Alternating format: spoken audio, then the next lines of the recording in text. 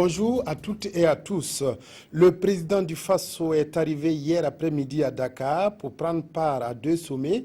Il s'agit de ceux de la CEDEAO et de l'UEMOA. Roch-Marc Christian Kaboré a, dès son arrivée, entamé des consultations bilatérales avec ses homologues de la région. C'est ainsi qu'il a rencontré le président guinéen Alpha Condé pour discuter de la situation sécuritaire dans la sous-région. Signature d'un accord bilatéral entre le Burkina et le Danemark, il vise à mettre en œuvre l'engagement de l'accès à la justice et à la promotion des droits humains.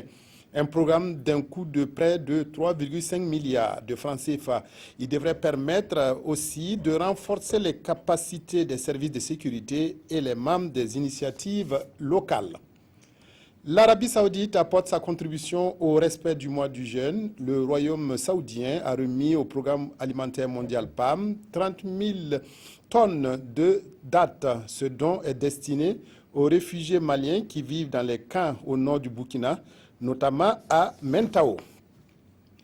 La deuxième phase du projet d'humanisation des opérations minières et de promotion de la responsabilité sociale des entreprises minières a été lancée hier. Le projet est porté à bout de bras par le réseau Afrique Jeunesse.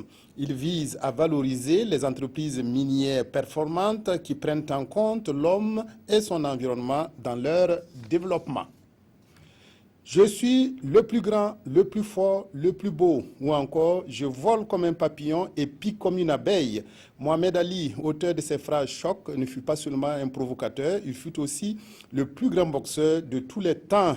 Le triple champion du monde des poids lourds s'est éteint hier à l'âge de 74 ans à Phoenix, après avoir lutté pendant plus de 20 ans contre la maladie de Parkinson.